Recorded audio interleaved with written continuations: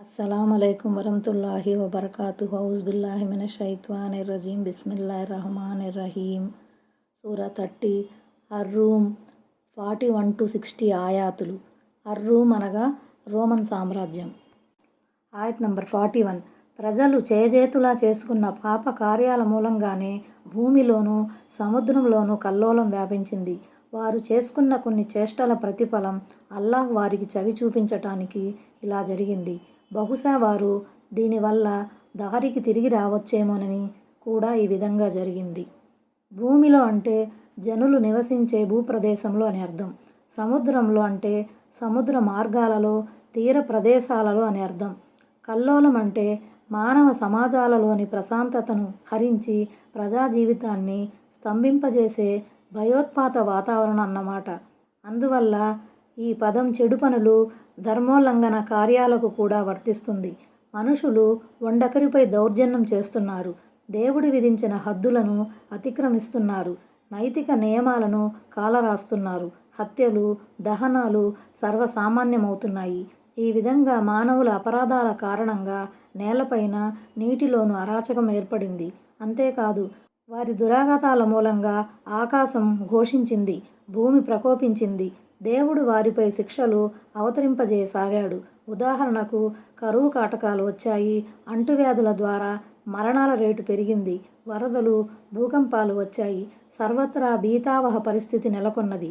బ్రతుకు దుర్భరం అయిపోయింది.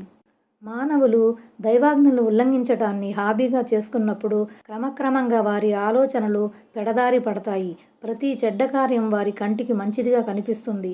ఆ విధంగా నీతి బాహ్యత పెరిగిపోతుంది. అప్పుడు ధరణి చెడుతో నిండిపోతుంది. శాంతి సుస్థిరతల స్థానే అశాంతి అలజడులు తాండవమాడుతాయి. హత్యలు, లూటీలు రాజ్యమేలుతాయి. దాంతోపాటు ఒక్కోసారి ప్రకృతి వైపరీత్యాలు కూడా వెంటాడతాయి. కనీసం ఈ ఆపదల ద్వారానైనా ప్రజలు గుణపాఠం నేర్చుకొని దారికి వస్తారేమోనని, పశ్చాత్తాపం చెందుతారేమోనని ఆశించబడుతుంది. దీనికి భిన్నంగా ఏ సామాజిక వ్యవస్థ దైవ విధేయత ఆధారంగా ఏర్పడిందో, ఎక్కడైతే దైవ శాసనాలు అమల్లో ఉన్నాయో, మరెక్కడైతే అన్యాయం స్థానే న్యాయం, ధర్మం వర్ధిల్లుతున్నదో అక్కడ సర్వత్రా శాంతి సుస్థిరతలు స్థాపితమవుతుంటాయి. దేవుని తరపున శుభాలు అవతరిస్తాయి. అందుకే ఒక హదీసులో ఇలా అనబడింది: భువిలో దేవుని ఒక హద్దును, చట్టాన్ని, శిక్షను నెలకొల్పటం అక్కడి మనుషుల పాలిట 40 రోజుల వర్షం కన్నా మేలైనది. అలాగే మరొక హదీసును కూడా చూడండి. ఒక పాపాత్ముడు మరణించినప్పుడు అక్కడి మనుషులే కాదు, ఆ పట్టణం, అక్కడి వృక్షాలు, జంతువులు కూడా హాయిగా విశ్రమిస్తాయి. ఆయత్ నంబర్ 42. ఓ ప్రవక్త, వారికి చెప్పు, భూమిలో సంచరించి మీ పూర్వీకులకు ఏ గతి పట్టిందో కాస్త చూడండి. వారిలో అనేకులు ముష్రిక్కులే. ఇక్కడ ముష్రిక్కుల గురించి ప్రత్యేకంగా ప్రస్తావించడం జరిగింది. ఎందుకంటే షిర్కు చాలా పెద్ద పాపం. ఇతర పాప కార్యాలు కూడా ఇందులో మిళితమై ఉన్నాయి. మనిషి ఏ పాపం చేసినా తన మనోవాంఛల దాస్యానికి లొంగిపోయి చేస్తాడు. ఆయత్ నంబర్ 43. కనుక ఓ ప్రవక్త, ఏ రోజు అల్లాహ్ తరపు నుంచి తొలగిపోయే అవకాశం ఎంతమాత్రం లేదో ఆ రోజు రాకముందే నీ ముఖాన్ని సత్యమైన, స్థిరమైన ధర్మం వైపు మరల్చుకో.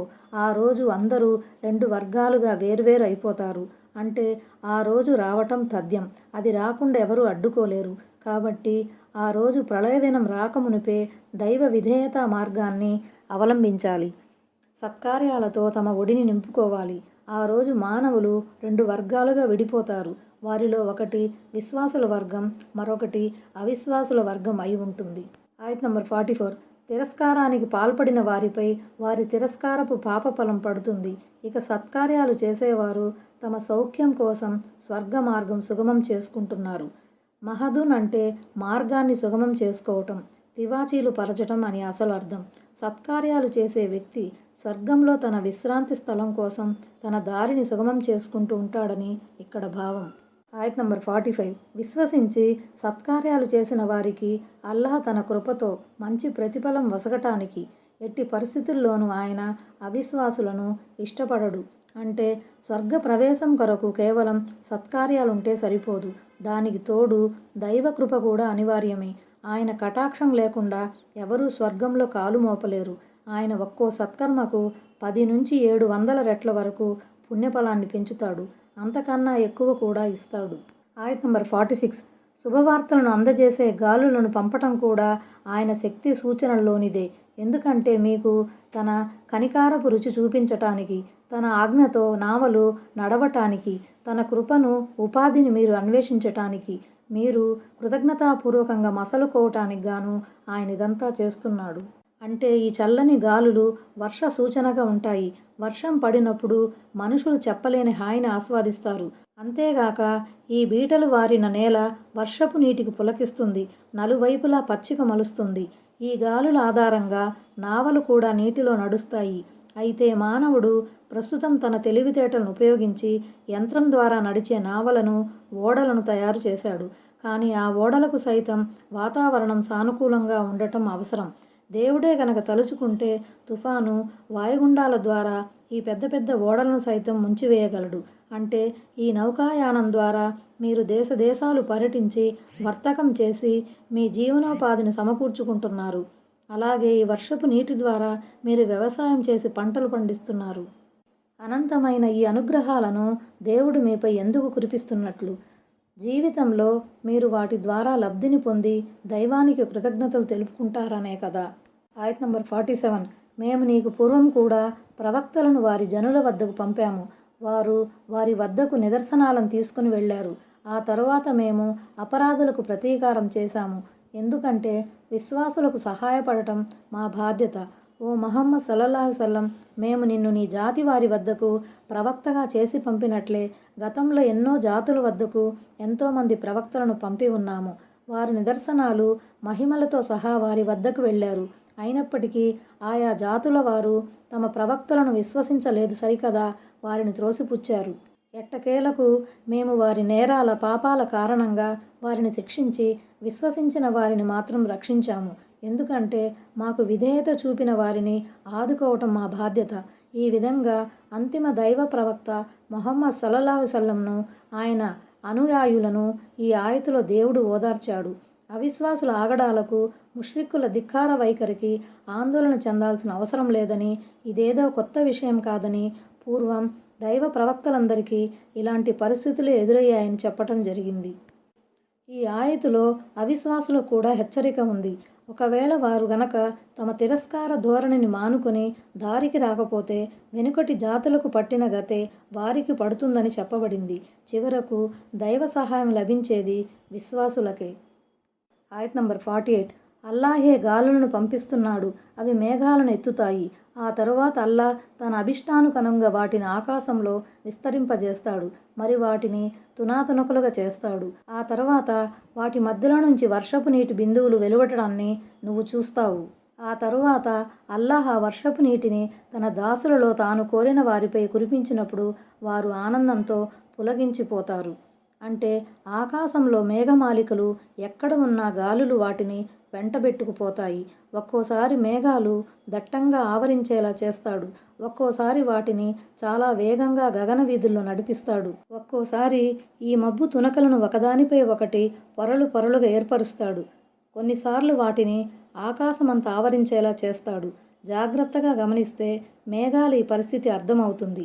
కారు మబ్బులు ఆకాశాన్ని క్రమ్ముకున్న తర్వాత వాటిని ఖండఖండాలుగా విభజిస్తాడు. ఆ మబ్బు తునకల నుంచి అల్లాహ్ తాను తలచిన వారిపై ధారాపాతంగా వర్షం కురిపిస్తాడు.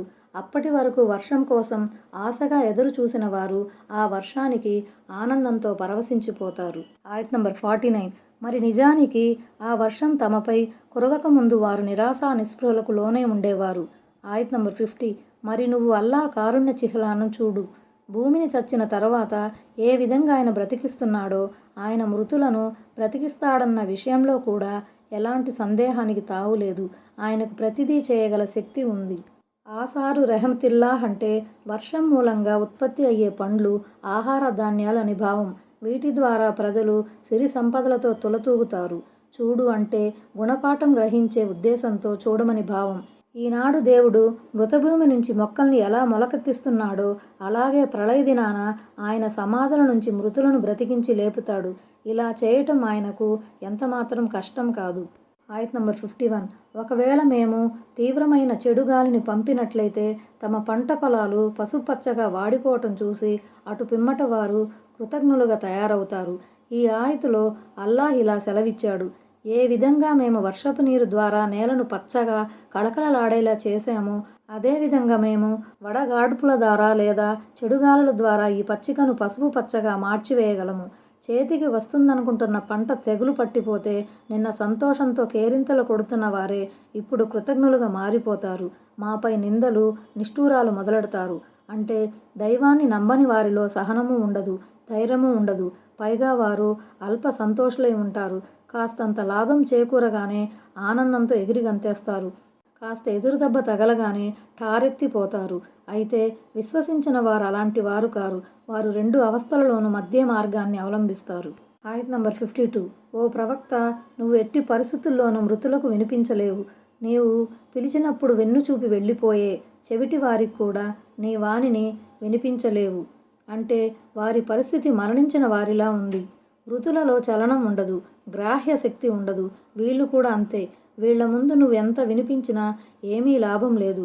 ఇది వారి వైముఖ్య ధోరణికి ఒక తార్కాణం అన్నమాట. అసలే వారు నిర్జీవులు, చెవిటి వారంటే ఆ పైన వెనుతిరిగిపోయేవారు కూడా. కాబట్టి సత్యవాక్కు వారి కర్ణపుటాలకు తాకదు. బదిరుల ముందు బాగా ఊదితే ఎంతో, వీళ్ల ముందు దైవవాణి వినిపించడం కూడా అంతే. ఆయత్ నంబర్ 53. నువ్వు గుడ్డివారిని కూడా వారు పయనిస్తున్న పెడత్రోవ నుంచి సన్మార్గానికి తేలేవు. మా ఆయతులను విశ్వసించే వారికి మాత్రమే నువ్వు నీ సందేశాన్ని వినిపించగలవు. వారు మాత్రమే విధేయత చూపుతారు.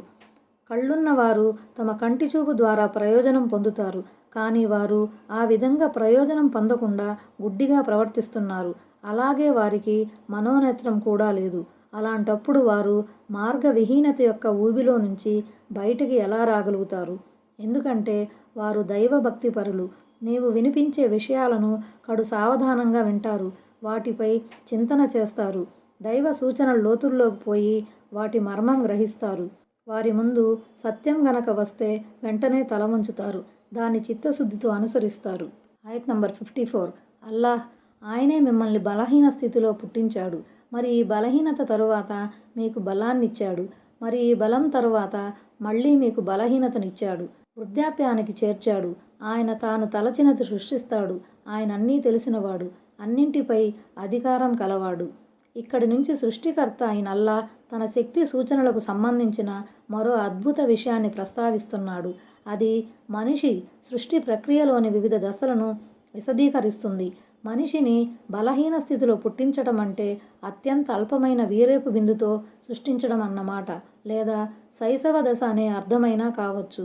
అంటే ఇది యవ్వన దశ. ఈ దశలో మానవుడు శారీరకంగా, మానసికంగా పరిపక్వ స్థితికి చేరుకుంటాడు. మళ్ళీ బలహీన స్థితి అంటే శరీరంలోని జవసత్వాల క్షీణదశ మొదలవటం అన్నమాట. ఈ దశలో మనిషి అలసిపోతూ ఉంటాడు. వృద్ధాప్యం అంటే ముసలితనం అన్నమాట. ఈ వార్ధక్య స్థితిలో మనిషి జవసత్వాలు ఉడికిపోతాయి, ధైర్యం కోల్పోతాడు. ఏం చేయాలనుకున్నా శరీర అవయవాలు సహకరించవు. జ్ఞాపక శక్తి తగ్గిపోతుంది, జుట్టు నెరిసిపోతుంది. దివ్య ఖురాన్లో అల్లాహ్ మనిషి జీవితానికి సంబంధించిన ఈ 4 దశలను పేర్కొన్నాడు. కొంతమంది పండితులు ఈ 4 దశలకు మరిన్ని దశలను కూడా చేర్చి మరింత వివరంగా విశ్లేషించారు. ఉదాహరణకు ఇమాం ఇబ్న్ కసీర్ ఇలా అంటున్నారు: మనిషి వరుసగా ఈ ఒక్కొక్క దశను అధిగమిస్తాడు. అతని పుట్టుకకు అసలు మూలం మట్టి. అంటే అతని పితామహుడైన ఆదం అలైహిస్సలాం మట్టితో సృజించబడ్డారు.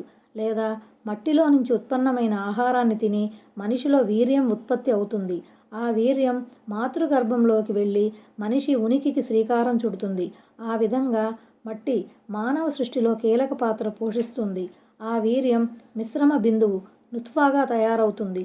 తర్వాత అది నెత్తుటిగడ్డ అలకాగా మారుతుంది. తరువాత అది మాంసపు ముద్ద ముజ్జుగా అవుతుంది. ఆపై ఎముకలు కూర్చబడతాయి. వాటిపై మాంసం ఎక్కించబడుతుంది. అటు పిమ్మట ప్రాణం పోయబడుతుంది. ఆ తర్వాత తల్లి కడుపును చించుకుని పుట్టినప్పుడు కూడా అతను కడు నిస్సహాయ స్థితిలో కోమలంగా ఉంటాడు. ఆ తర్వాత క్రమక్రమంగా పెరుగుతాడు. బాల్య దశ నుంచి ప్రాజ్ఞ దశకు చేరుకుంటాడు. ఆ తరువాత యుక్త వయసుకు చేరుకుంటాడు. ఆ తరువాత నెమ్మదిగా యవ్వనం క్షీణించడం మొదలవుతుంది. వృద్ధాప్య ఛాయలు తొంగి చూస్తాయి. కడకు పండు ముసలివాడవుతాడు. అంతే, మృత్యువు అతన్ని తన ఒడిలోకి తీసేసుకుంటుంది. ఇందులోనే పెక్కు దశలు చేరి ఉన్నాయి. ఆయత్ నంబర్ 55. ప్రళయ గడియ సంభవించిన నాడు అపరాధులు తాము ప్రపంచంలో ఒక్క గడియ కాలం కన్నా ఎక్కువగా ఉండలేదని ప్రమాణాలు చేస్తారు. ఇహలోకంలో కూడా వారు ఇలాగే తిరిగిపోతూ ఉండేవారు. సాహ్ అంటే ప్రళయం. అసలు నిఘంటువులో సాహ్కు గడియకాలం, క్షణకాలం అనే అర్థాలున్నాయి. ప్రళయాన్ని సాహ్ అని ఎందుకంటారంటే అల్లాహ్ ప్రళయాన్ని సంభవింపజేయాలని అనుకున్నప్పుడు క్షణంలో దాన్ని సంభవింపజేస్తాడు. లేక ప్రళయం ప్రాపంచిక జీవితపు అంతిమ గడియ కావటం మూలంగా దానిని ఆ పేరుతో పిలిచి ఉండవచ్చు. ఈ ప్రమాణాలు వారు ప్రపంచ జీవితంలో కానీ లేక సమాధుల్లో ఉన్నప్పుడు కానీ చేస్తారు. ప్రపంచ జీవితంలోనే చేస్తారనుకుంటే ప్రపంచంలో తాము ఎంతకాలం ఉన్నారో తెలియక కాదు, వారికి తెలిసే ఉంటుంది. అయినప్పటికీ వారు తమ పాత అలవాటు ప్రకారం అబద్ధపు ప్రమాణాలు చేస్తారు. ఒకవేళ సమాధుల్లో ఇలాంటి ప్రమాణాలు చేస్తారనుకుంటే తమ అజ్ఞానం మూలంగా వారు అలా చేస్తారు. తాము సమాధుల్లో ఎంతకాలం గడిపారో వారికి తెలిసి ఉండదు. మరికొంతమంది విద్వాంసుల అభిప్రాయంలో పరలోకంలోని తీవ్రత ముందు ప్రాపంచిక జీవితం వారికి ఒక గడియ కాలంలాగా తోస్తుంది. మూలంలో యూఫకూన్ అని వచ్చింది. అరబ్బీలో అఫకర్రజులు అని అంటే అతను సత్యం నుంచి తప్పాడు అని అర్థం. ఆయత్ నంబర్ 56. అయితే జ్ఞానము విశ్వాసము వసగబడిన వారు ఇలా సమాధానమిస్తారు. మీరు దైవ గ్రంథంలో లిఖించబడి ఉన్నట్లే ప్రళయ దినం వరకు ఆగి ఉన్నారు. నేటి ఈ దినం ప్రళయ దినమే, కానీ మీరు మాత్రం నమ్మేవారే కాదు. ఈ జ్ఞానులు ప్రపంచంలో కూడా ఇలాగే బోధిస్తూ ఉండేవారు. ఇక్కడ దైవ గ్రంథంలో లిఖించబడి ఉన్నట్లు అంటే అల్లాహ్ జ్ఞానం ఆయన నిర్ణయం అని భావం. అంటే లౌహె మహఫూజ్ అన్నమాట. అంటే పుట్టిన నాటి నుంచి ప్రళయ దినం వరకు. ఆ రోజు రావటం తథ్యం అంటే మీరు నమ్మేవారు కాదు. పైగా మీరు ఈ మాటలను ఎగతాళి చేసేవారు. ఏది ఆ దినాన్ని తీసుకురా చూద్దామని వేళాకోళం చేసేవారు. ఆయత్ నంబర్ 57. కాబట్టి ఆ రోజు దుర్మార్గులకు వారు చెప్పుకునే క్షమాపణలు సంజాయిషీలు వారికి ఎలాంటి లాభాన్ని చేకూర్చవు. క్షమాపణలు కోరుకోండి అని వారితో అనటం కూడా జరగదు. వారిని ప్రపంచంలోకి పంపించి పశ్చాత్తాపం చెంది దైవ విధేయతా మార్గాన్ని అవలంబించే మరో అవకాశం ఏది ఇవ్వబడదు. ఆయత్ నంబర్ 58. నిశ్చయంగా మేము ఈ ఖురాన్లో జనుల కోసం అన్ని రకాల దృష్టాంతాలను వివరించాము. నువ్వు వారి దగ్గరకు ఏ సూచనను తెచ్చినా మీరంతా మిథ్యావాదులే అని ఈ అవిశ్వాసులు చెబుతారు. ఈ దృష్టాంతాల ద్వారా షిర్కు ఖండించబడింది. దేవుని ఏకత్వం రూఢీ చేయబడింది. ప్రవక్తల సత్యసంధతను రుజువు చేయటం జరిగింది. దివ్య ఖురాన్లో పొందుపరచబడిన నిదర్శనాన్ని వారికి వినిపించినా లేక వారి కోరిక మేరకు ఏదన్నా చమత్కారాన్ని వారి ముందు ప్రదర్శించినా సరే వారు నమ్మరుగాక నమ్మరు. పైగా వారు మిమ్మల్ని మాంత్రికులుగానో అసత్యవాదులుగానో అభివర్ణించి తిరిగిపోతారు. ఎందుకంటే దేవుడు వారి హృదయ కవాటాలను మూసివేశాడు. వారు మార్గభ్రష్టత యొక్క ఆఖరి అంచులకు చేరుకున్నారు. ఇక వారు సన్మార్గానికి వచ్చే అవకాశాలు ఏమాత్రం లేవు. ఆయత్ నంబర్ 59. ఈ విధంగా అల్లాహ్ అజ్ఞానుల హృదయాలకు సీలు వేసేస్తాడు. ఆయత్ నంబర్ 60. కనుక ఓ ప్రవక్త, నువ్వు సహనం వహించు. నిశ్చయంగా అల్లాహ్ వాగ్దానం సత్యమైంది. నమ్మకం లేనివారు నిన్ను తడబాటుకు లోను చేసే స్థితి రాకూడదు సుమా. అందువల్ల వారి ప్రేలాపనలకు శత్రుత్వ వైఖరికి నువ్వు చలించిపోకు. పైగా నువ్వు ఉత్తమ రీతిలో ఓపిక పట్టు. ఎందుకంటే దేవుడు నీకు తోడ్పడతానని వాగ్దానం చేశాడు. ఈ వాగ్దానం తప్పకుండా నెరవేరుతుంది. వారు నిన్ను రెచ్చగొట్టే ప్రయత్నం చేస్తున్నారు. నువ్వు మాత్రం రెచ్చిపోవద్దు. పైగా నువ్వు నీ వాదంపై స్థిరంగా ఉండు. నిగ్రహం పాటించు.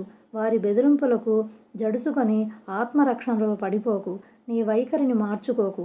నువ్వు ఏమాత్రం బెసిగినా వారు నిన్ను ఆట పట్టించే ప్రయత్నం చేస్తారు. అస్సలాము అలైకుం వరహ్మతుల్లాహి వబరకాతుహు.